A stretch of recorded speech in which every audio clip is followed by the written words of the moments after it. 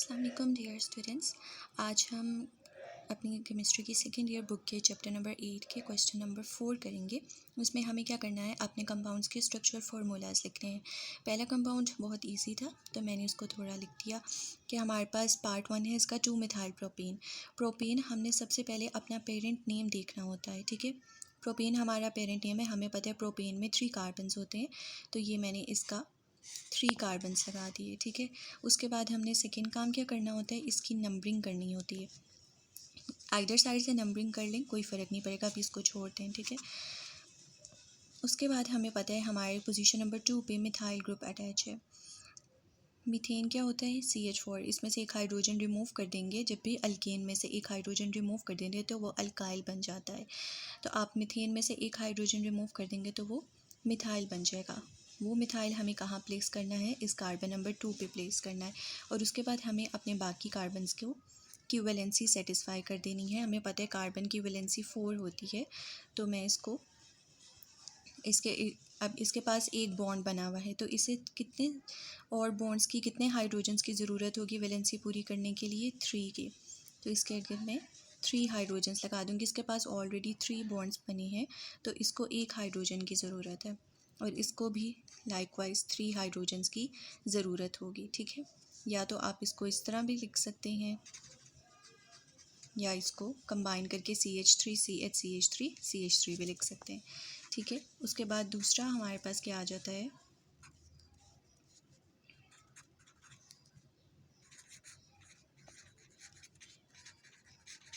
Neopentane, ठीक है।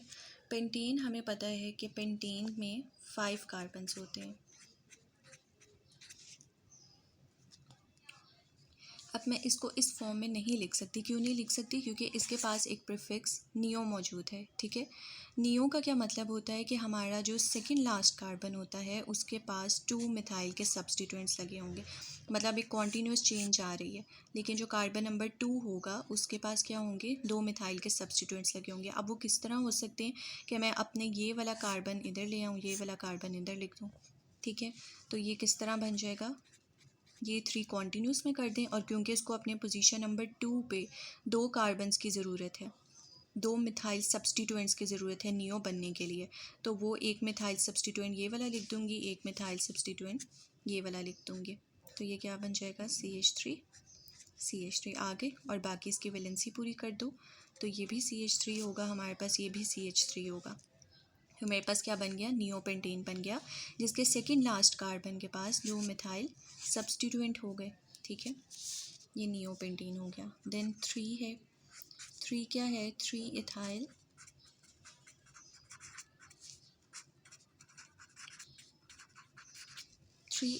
Pentane, ठीक है। 3 इथाइल पेंटेन में क्या होता है, सबसे पहले पेरेंट का नेम लिख दो,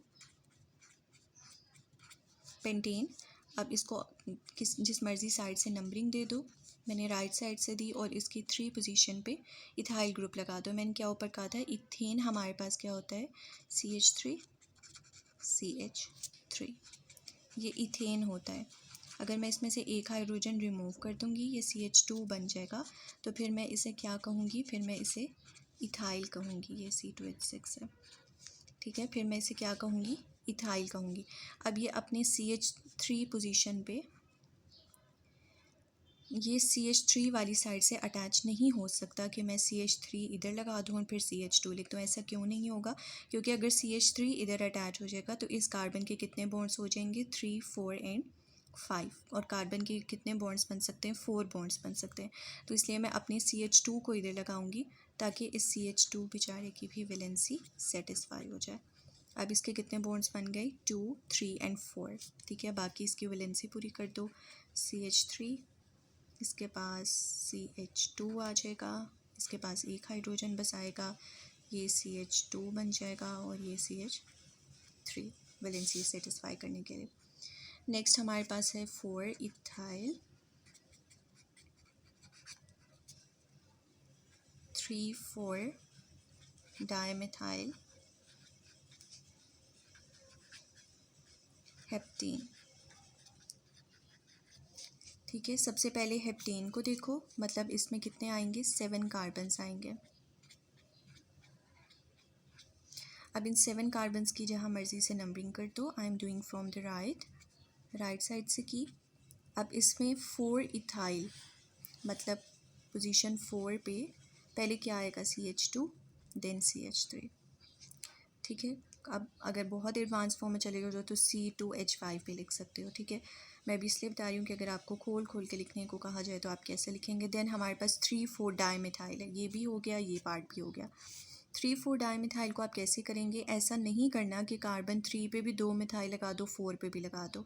ठीक है, एक तो आपको इस तरह से भी पता चलना चाहिए कि अगर मैं इस कार्बन पे 2 मिथाइल लग ही नहीं सकते, कार्बन की वैलेंसी 5 हो जाएगी जबकि कार्बन की वैलेंसी 4 होती है, तो एक ही मिथाइल का। दूसरी क्या बात हुई कि जब डाई मिथाइल कहें तो क्या इसका मतलब होता है कि एक मिथाइल 3 पे लगा होगा और एक मिथाइल 4 पे लगा होगा और इन दोनों को कंबाइन करके डाई मिथाइल कह रहे हैं। इसी तरह अगर कार्बन 5 पे भी मिथाइल लगा होता तो मैं क्या कहती, 3, 4, 5 ट्राई मिथाइल कह देती। ठीक है, और बाकी इसकी वैलेंसी पूरी कर दो, ये CH3 हो जाएगा, ये CH2 हो जाएगा, ये भी CH2 हो जाएगा, ये CH हो जाएगा, CH2 and this is CH3। अब आ जाओ 5 पे। 5 पार्ट में हमारे पास क्या होता है, 2, 2, 3, 3 टेट्रा मिथाइल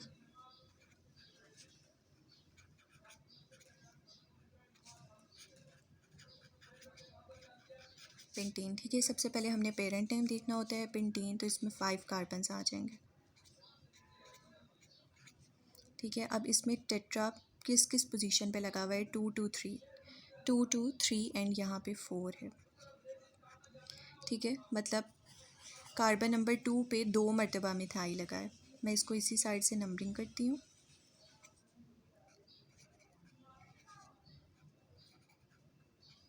और एक लगा है 3 और 4 पे।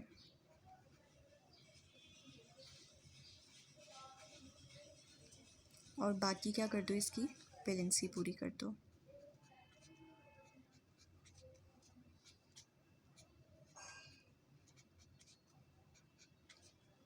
ठीक है, ये कार्बन नंबर 5 था।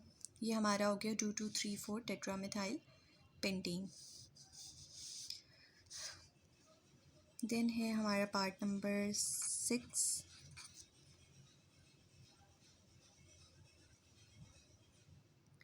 ठीक है, अब पार्ट नंबर 6 में क्या है, 4 आइसो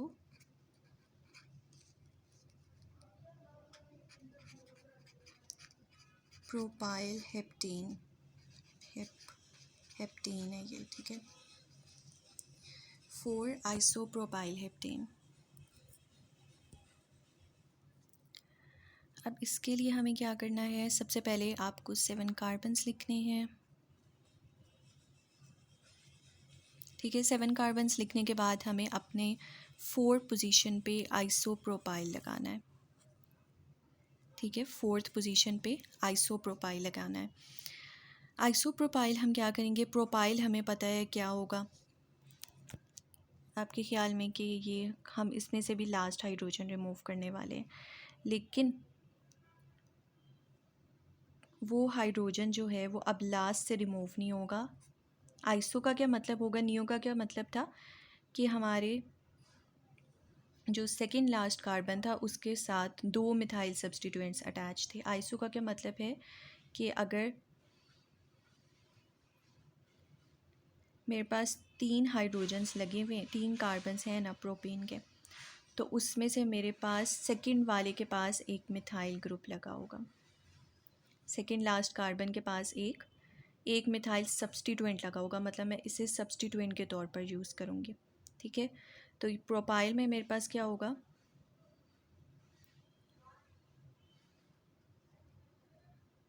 इसका क्या मतलब है कि ये एक स्ट्रेट चेन जा रही है और इसको मैंने एज आ यूज़ किया सब्स्टिट्यूएंट। वैसे हमारे पास प्रोपेन क्या होता है,